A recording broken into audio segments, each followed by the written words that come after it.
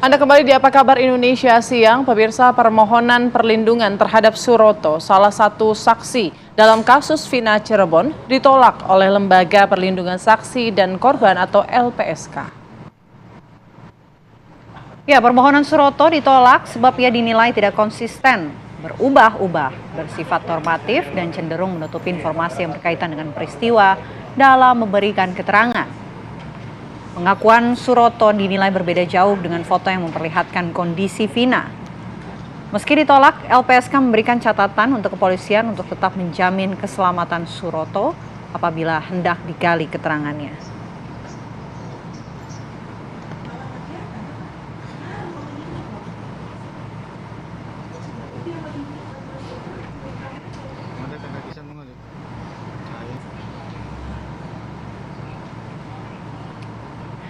Ya, dan untuk mengetahui lebih lanjut mengenai ditolaknya perlindungan yang diajukan oleh Suroto sebagai saksi kasus Vina dan Eki, telah bergabung bersama kami Ibu Sri Suparyati, Wakil Ketua LPSK. Selamat siang, Bu Sri.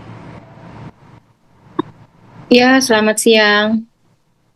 Oke, Bu Sri, langsung saja, apa sebetulnya yang menjadi alasan dari LPSK menolak begitu alasan permintaan perlindungan terhadap Suroto ini, Bu Sri?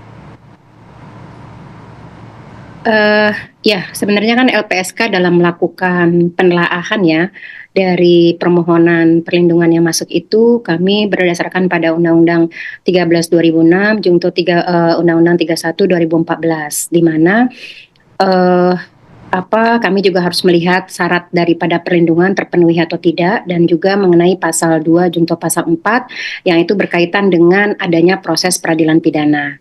Jadi permohonan dari Pak Suroto itu masuk itu awal-awal ketika memang muncul ya, karena kami memang proaktif, kami memang mengetahui Pak Suroto, dan kemudian kami sempat melakukan wawancara pertama kali gitu, dan ada beberapa informasi-informasi yang sudah kami peroleh. Pada saat itu memang Pak Suroto belum mengajukan permohonan perlindungan, itu di wawancara pertama.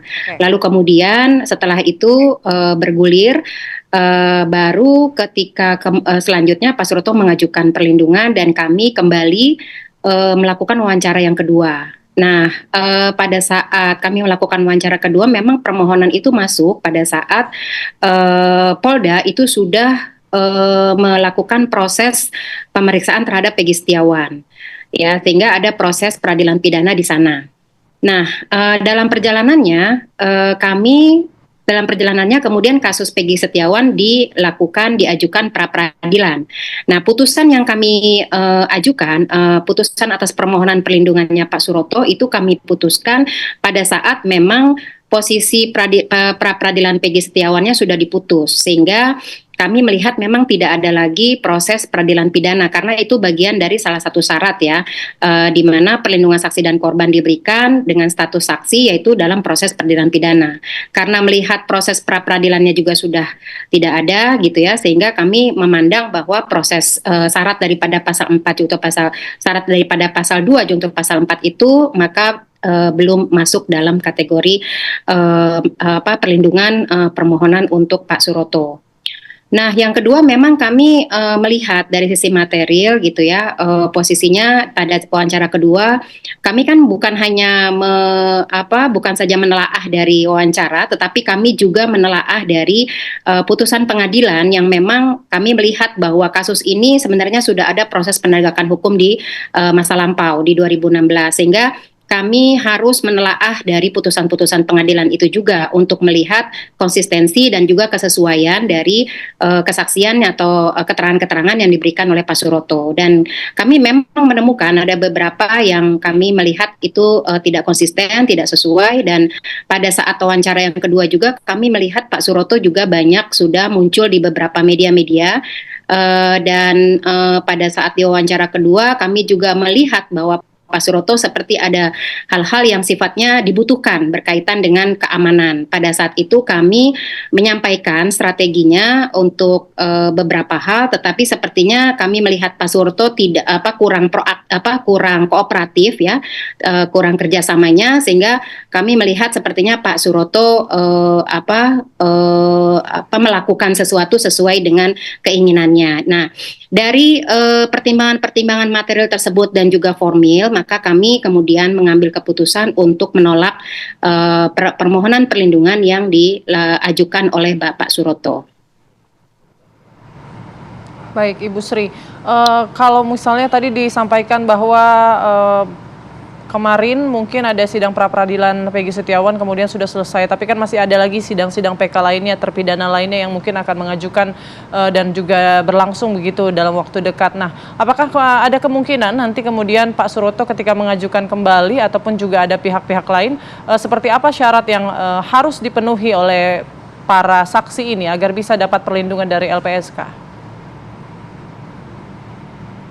Pada dasarnya LPSK membuka diri ya jika memang dari beberapa saksi dan juga yang kemarin sempat mengajukan ya itu akan mengajukan kembali. Kami pada prinsipnya terbuka, namun kami tetap harus melakukan kembali pemeriksaan secara formil dan juga material, dan dari sisi penelaahan itu juga kami akan mengecek kembali gitu ya, karena sebelumnya juga kami sudah melakukan beberapa penelaahan gitu, sehingga penelaahan yang lalu itu juga akan menjadi panduan bagi kami untuk dilakukan penelaahan berikutnya dan juga untuk dilihat lebih jauh ya sejauh mana konsistensi dan kesesuaian dari wawancara atau keterangan-keterangan yang sudah disampaikan sebelumnya dengan pada saat para saksi itu mengajukan kembali permohonan perlindungan.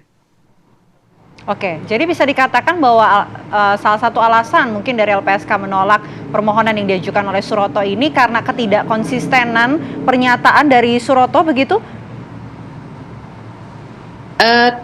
Ada dua hal, Mbak. Jadi yang pertama berkaitan dengan proses peradilan pidana yang memang sudah tidak ada, karena kami kan harus hadir pada saat ada proses peradilan pidana.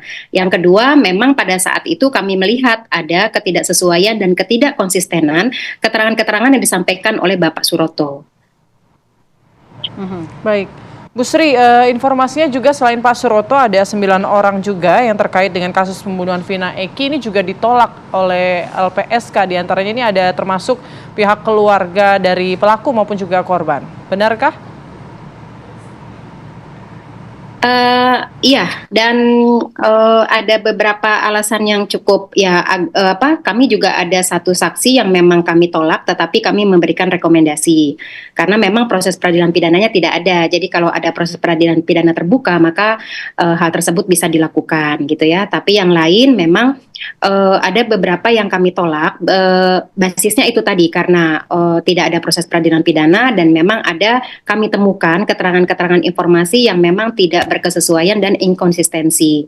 Nah, mungkin ke depan jika memang ingin mengajukan kembali, kami tetap harus akan melakukan penelaahan tersebut dan melihat kesesuaian keterangan-keterangan informasi tersebut satu dengan yang lain, karena ini satu kasus yang sedikit berbeda ya, karena peristiwanya juga sudah lampau, sehingga ada tantangan bagi LPSK untuk mengkonstruksikan dulu posisi keterangan-keterangan yang memang sebenar-benarnya dan memang cukup konsisten, sehingga dari situlah LPSK bisa berangkat gitu loh untuk bisa menelaah lebih lanjut posisi saksi-saksi yang memang patut dan layak untuk dilindungi oleh LPSK berbasis pada pasal 28 ayat 1 Undang-Undang 31 2014, yaitu berkaitan dengan sifat pentingnya keterangan.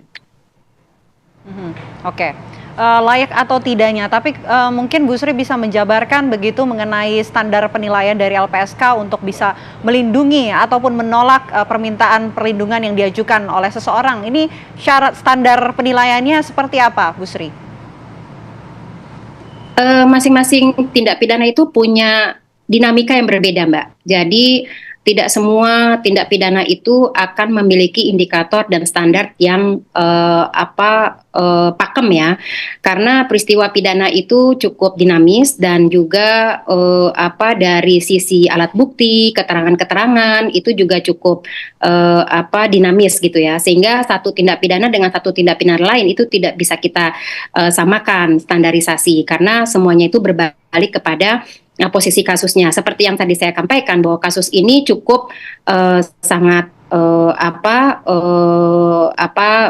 tantangannya cukup tinggi mengingat kasus ini sudah pernah ada penegakan hukum di tahun 2016, sehingga kami tidak serta-merta kemudian harus menerima semua keterangan-keterangan saksi tersebut. Jadi perlu ada sebuah asesmen lebih lanjut, baik itu asesmen forensik maupun asesmen psikologis gitu ya, untuk bisa mendukung putusan yang kami berikan. Baik, terima kasih banyak Ibu Sri telah bergabung dan berbagi informasi bersama kami di Apa Kabar Indonesia Siang. Sehat selalu, selamat siang Ibu Sri.